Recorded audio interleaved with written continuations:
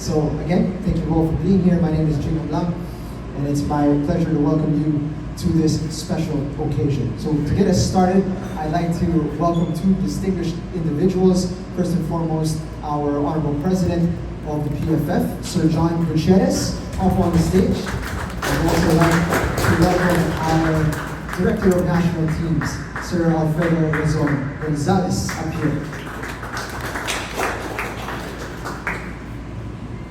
Welcome, gentlemen. Good afternoon. Good morning, everyone. Thank you all for being here. Thank you for joining us in this, as Jim mentioned, on this occasion. So I'd like to present our new director for national teams, and who will also be a concurrent title for the manager of the men's national team, Mr. Freddy Gonzalez.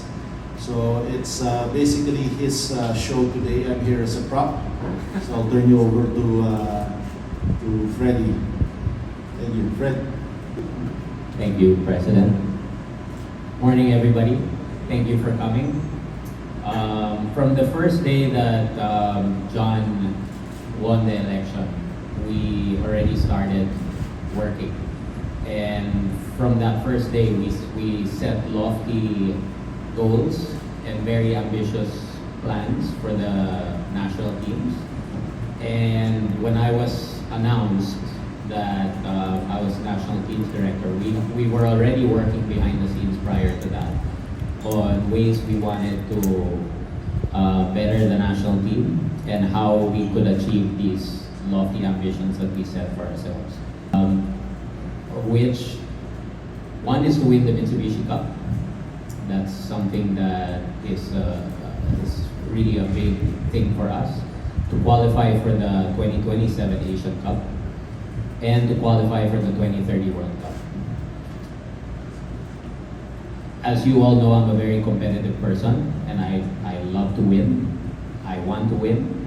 So the search for the staff for the Philippine men's national team had to reflect our ambition and our desire to win, and not just to make up the numbers and just be there to join these tournaments. So it took us a while. We did a lot of interviews behind the scenes, and we believe that we found the right team that can help us achieve our goals. And so that's what this event is for. We want to introduce to you our new Philippine men's national team coach for the senior team, and also the staff that he will have with him as well. Sir Tom Saintfiet.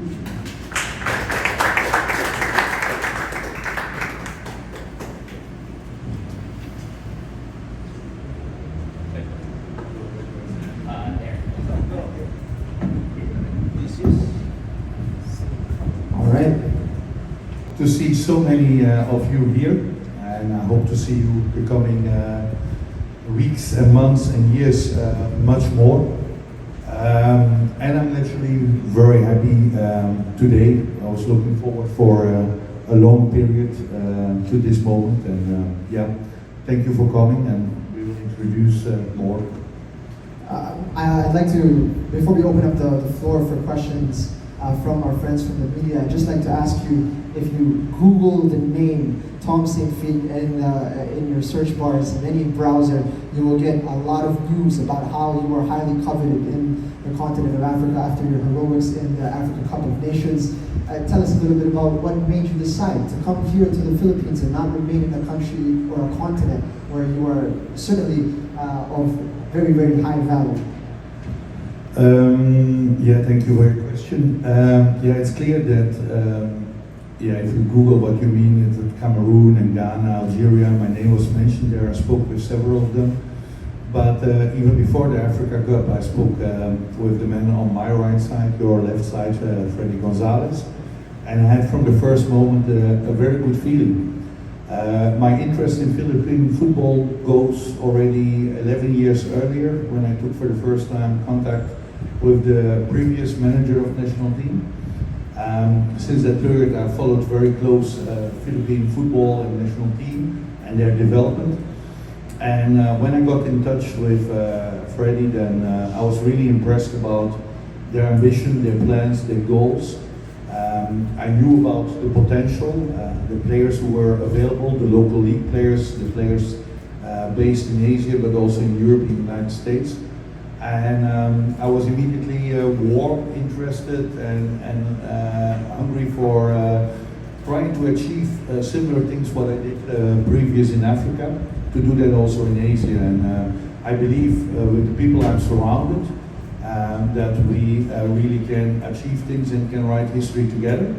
And just like the director of national teams already earlier said, I'm not here for a job, because I resigned in Gambia after the Africa Cup. I had a contract till August 2020. I was highly respected, had a fantastic federation in Gambia, great staff, team manager, president, everything was great there. But I was in need of a new task, an ambitious task. I was not in need of a job, I was in need of a project. And I'm very happy and very proud to be part of this ambitious project, and I'm sure we all together, you are part of that, can help to succeed in our dreams. We will work on frequent basis with local players. We will have 3 to 5 times a year, and that's our aim, local-based training camp. The reason for that is to screen and select players to see what are they capable of, but also to prepare them for the moment. Too many coaches don't look for local players. Still the moment is there that they have no one else available. Then the local player comes and he is nervous and he doesn't perform, and then the coach can say, look, he's not good enough. What we want to do is prepare the players, the local players, to be ready when the tasks come, to prepare them to get used to us as coaching staff, to get used to our philosophy, our methods, and also to get used to the demands of the national team. And we will include frequently local-based players in our selections. And in Mitsubishi Cup and other tournaments, there will be more need of local guys, so they will be ready for the task. And we will do that the coming years frequently, because football is not only played in Europe, it's not only played in Thailand or in Malaysia, but also played here. And together we have to develop every player who can play for the country. But sure, we are also looking overseas, trying to talk with new capable players. Let me say that our target is the younger players. In the coming selection for Iraq, you will maybe see 1-2 players who have an age older than 30 or 31, but the majority we would like to aim players who are younger than that, because if we have the project 27, 2030, then we also need to build for that project. Then we also need to develop the players, give them opportunities, and learn in that. And as Jing already said, as a coach, success as a coach gets, it's not because of the coach, it's about the team around him, the support of a president, the director of football, a whole staff, the director of national teams, everyone around you are part of that. And I will be supported with a very good staff. And I think it's maybe good to introduce. The staff will be mixed between local people with the knowledge of the local culture, with the knowledge of the local football, and that combined with people who have experience in national team football and working with me abroad. Norman will be my assistant coach, and Norman has actually a very good CV working with national team, assistant coach, youth national teams, and on club level. Very experienced guy, very well connected here in local football, and really looking forward to work hand in hand with him, and I'm very happy with him on board. Ed Sakabano is the goalkeeper coach. He knows also the local goalkeepers very well. We met, he played himself, national team, very motivated guy with a lot of knowledge. And actually, Freddie, you know already, as a team manager and director of football. We have Mikkel, who is standing there, who will be the team coordinator. And maybe it sounds for many people why we need so many not immediately on the pitch football related people. football games you don't win only on the pitch, you win them also in hotels, in flights, in communication, and it's very important that we have a very good structure where players come, have good quality flights, have quality hotels, quality training grounds, and then everything is top prepared. That's the way you achieve your goals, and that's the reason we also invested in quality people outside the pitch. On the pitch we have two physical coaches. We have Rido Berdien, who is also here, he's South African, worked with many national teams in different continents, with me in Gambia, Trinidad and Tobago, Togo, Bangladesh, but worked also in Guyana, Anguilla, Botswana, and women national team of South Africa. And we have a very high profile local physical coach with Aris Andre, highly noted lecturer on university with a lot of experience in different sports. Together we will be strong and physically prepared and have the right fatigue management after traveling and preparation for the games. We will have two video analysts, Janissa Järvi from Finland, who is a head coach in the Estonian Premier League but will be available to travel in and out. He's a former Finnish national team player and I worked with him in Gambia, UEFA A license coach. By the way, Rido is also UEFA B license coach. And local Irish coach Steve Onan, who is also a video analyst. Together we can screen more the players available, follow up the data for the players performing in their clubs all over the world, but also have the preparations of opponents, and analysis about the teams we're going to face, and analysis of our own team. These are the guys who are immediately focused on what happens on the pitch, but outside the pitch we are sometimes 1.5 hours out of the pitch and we are 22.5 hours outside. So we need a very good medical team, top high quality people. I always say if you want to invite players on high level, you need to surround yourself with staff and medical team of high level. So we will have in total 4 top qualified physiotherapists.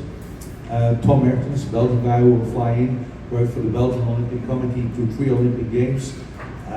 Also the gold medal of the Belgian hockey team, but Belgian futsal team where I worked with him in Gambia.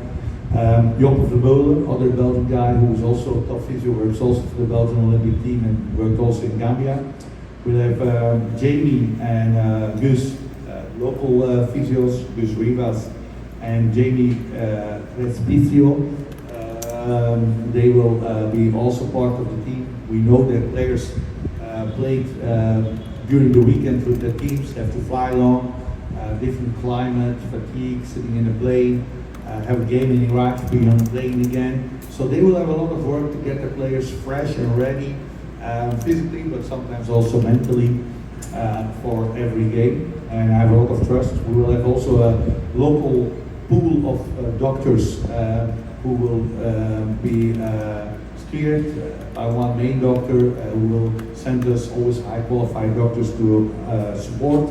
And naturally we will have also 2 kit managers, Jobert and Alfie, travel manager, travel coordinator, Arnell and Alan. So a big squad of people with a big aim and a big goal, with only one ambition, and that's to succeed for Philippine football, to make the people here proud and to attract more people to be interested to play for our beautiful country and to put Philippines after 2019 back on the football map and achieve more together. Again, I'm very happy with this staff. I think it's a very big staff with experience and knowledge, with local experience and foreign experience.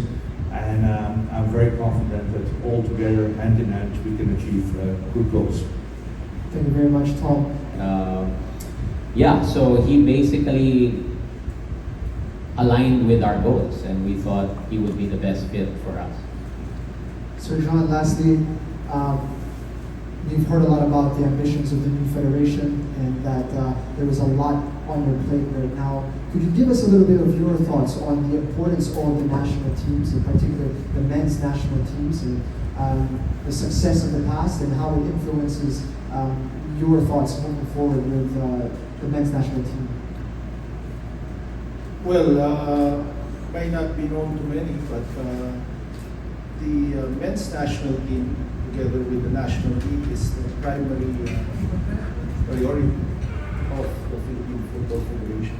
The national teams, men's and women's both, in the national league. So it is very important, especially I think being the number one mandate. And I believe that we're in a very lucky position to have somebody like Fred Gonzalez to be director of national teams, being a former national team player himself. He knows. Yeah, first of all, I'm impressed with how beautiful this country is. And actually, we know all the pictures from the beautiful islands and everything, but driving around is a very diverse, multicultural place, very developed. And I was also impressed with infrastructure. I visited several matches, but also places where football academies were training. And I'm really impressed with what's there already on football development. First of all, the youth academies. I think that's a very good input, and that's important. But naturally, also the college and university competition. It's a very interesting, vibrant competition with a lot of quality players. I saw also some friendlies from the Premier League teams. So I'm only a few days here, but I have a very, very positive image and feeling with it. And like I said, we are here not only for these few players who are playing for the big clubs overseas, we are here for the total development of Philippine football, and I'm there also to help and everyone to grow as a player and as a coach. I will also watch close under 17s, under 19s, under 21, 23. I will be not in charge of these things, but I will be there as a supporter and an analyst to see which players are there. And I want to see football all over the country. I want to see the players, and I want to know the culture more. But my first impression is very positive.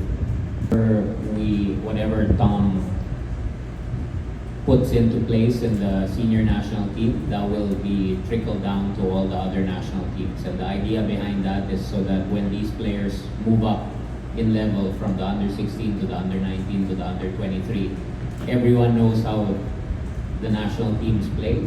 So it will be a seamless transition between age groups. Yeah, good question. I think I already said it. The project, for my first talk, I think we spoke in December or something for the first time. I was impressed with the ambition, and ambition is something, but also the ideas, the quality.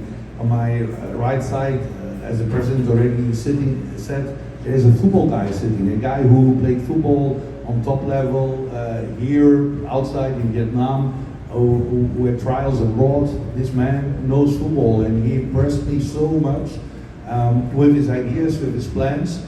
I naturally had already the knowledge about the players. I followed Mitsubishi Cup. I saw the games. I saw the games even previous in Mongolia and everything. So that information I had, but the plan and the way they want to succeed impressed me. And I have a very good feeling. And like I said, I'm very proud to be here. And a coach, you can have the best coach in the world. He will not succeed if he is not supported by the right federation and the right staff. And I have really the feeling that I'm here in the right federation with the ambition, the dynamics they have, and that was my main motivation to be here. I'm a coach who wants to succeed. Everywhere I go, I would like to leave with being the best. And also here, I would like to try to achieve that, but I alone can't do anything. It's teamwork, it's the players, it's the staff, and most of all, the support of an ambitious quality federation. And that feeling was from the first talk immediately right, and I knew that that would be the destination I wanted to be. 2 points behind Vietnam. We need to steal points against Iraq, and then we will be 100% sure going for victory against Vietnam away and Indonesia away. I'm new, so I have to see which players could be available. We spoke the last months with many players you know who played already, but also some players who will make hopefully their debut against Iraq. And if everyone is on board and believe in the ambitious project, I'm sure we will be ready to compete with the best in Asia, and we will be there in 2027 on the Asian Cup. One of the most important things for me, for us actually, with the national teams is to have consistency and stability. So that's something we've lacked in the past, from the coaching staff to the player pool. So Coach Tom is going to be here for a while. This is a long-term project, so we have him contracted for quite a bit. Same thing with the pool of players. We intend to build a pool of not only overseas-based players, but local-based players that are going to form the pool for the next number of years. So consistency and stability is one of the most important things for us, and that's why we have everybody in Tom's staff here for the long haul. Thank you, Paulo. And even in our preparation now, we think about preparing them. So I'm here to achieve things.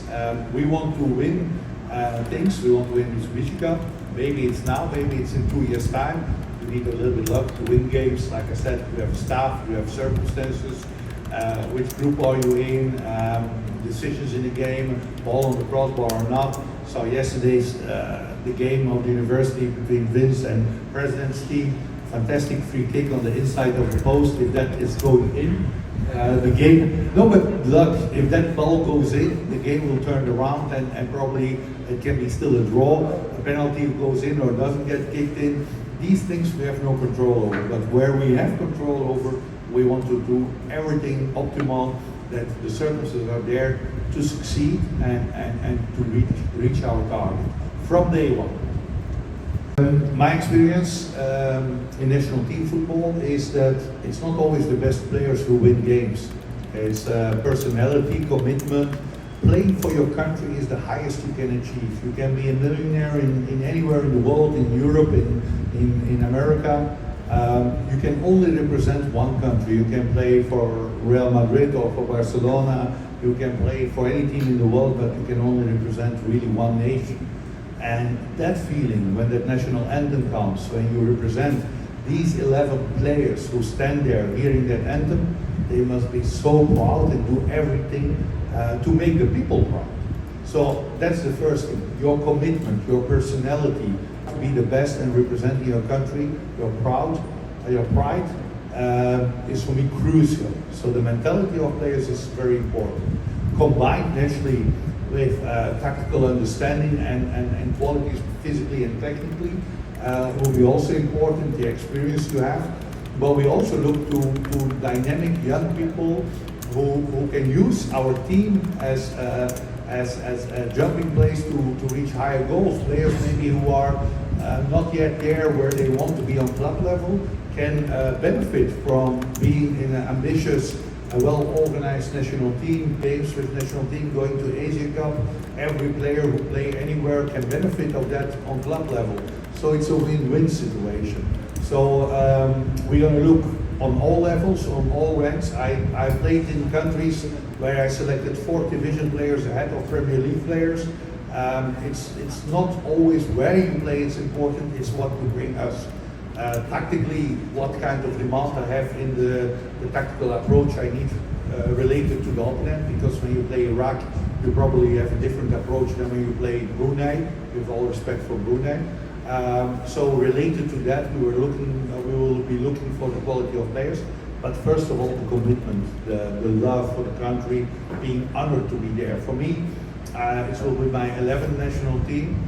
And I will get goosebumps when I hear that anthem. I already Googled it online. For me, it's always a big honor to represent the country, and I want that of my staff members, of everyone involved in the team, but also from my players. So that commitment will be crucial. And as Freddie said, I'm not a coach who want to invite for Iraq 20 players and the next game Vietnam 20 other players. We need some stability. In Gambia, 36 players made their debut in 5.5 years. But from my first match to my last match, 14 players from the first game 5.5 years later were still there. So there's a frame of players who will be the frame of the team, and young players and players who, not always young, but players who show that they are ready and eager to play can get their opportunities. And it's up to them to prove that they are staying there in the national team, if they are ready and good and committed. And some players will take their chance, grab the chance, and some players will be having only 1 or 2 caps. But a stable selection, because we will have only 1, 2, 3 training days. So players have to know when they come. That's the coach, that's the demands, that's the way we work. And even if they come 2 months later, they are happy to return and they know what will happen. Now I have already a priority. Everyone has a fair chance. Everyone has the same chances to represent the country. If you are a millionaire or a poor guy, if you play for Real Madrid or for a third division amateur team, it may not be a difference. If you can deliver for us what we are looking for, you will get that opportunity. But to get that opportunity, to be noticed and to be prepared for that opportunity, we need to have attention for it. So I will be partly in Europe or in the rest of the world and partly here. I will, when I'm here, watch as possible every day football. That can be youth, under 17, under 19, university competition. All over the country I would like to visit. That doesn't help me only to see players, but also to understand the football culture and respect the football culture. But I also will go in Europe to Norway or to Italy to find players. I will also travel to the United States to find players, or to Japan. Everyone who has the legal right to represent Philippines and has the potential football-wise, but also personality-wise, to represent has a fair chance to play. But in the past, sometimes it was because you were pro abroad that you were selected. And I don't talk about coaches, but maybe we got to focus on the local players. And now I really want to see local players. Local players are also players sometimes who are born abroad. So it's important that we work hand in hand. I'm a coach. I always say I don't care how I win, even if it's the idea of the bus driver, I want to win. So if you, as a journalist, say I saw a very good player there, tell me. I'm not too big to listen and to have a look at the player, and I make my own judgment. Together we can succeed. There's no coach in the world who wins games alone. It's teamwork, and all the Philippine people who love football and who want us to succeed, let me grow to work with different personalities and different football cultures. So I'm a coach who is quite demanding, but on the other side also understanding and respectful to everyone with his own ability in culture, religion, and personality. So I always try step by step to implement things of me. I'm a disciplinarian. In Togo, they called me Monsieur Discipline. Discipline is for me very important in life, in football. If we represent the country, it can't be a party, it can't be a holiday, a Club Med holiday. You come there with only one goal, and that's to achieve something for your country. No, you don't have to be afraid of anyone. You have to respect opponents, you have to prepare. And my idea is we're going to create a surrounding for the players in a professional setup with the tools we have, with the tactical knowledge, tactical approach, opponent information, to let them play in a certain system with discipline, but also a certain freedom in ball possession to achieve our goals. So I think discipline is there. We have skills, we have a lot of skillful players, we have a lot of speedy, aggressive players, and we have certain players who have the development from Europe, tactically but also physically, what can be in our advantage. But it's now too early to talk about specific people, because we have to see who is on board the coming weeks. And we are ambitious, and we want every player who can play for us willing to play for us. I want to have the biggest nightmare that I have all the players in the world with Philippine passport being ready to jump on the plane to represent. Thank you. Thank you, guys. Thank you very much.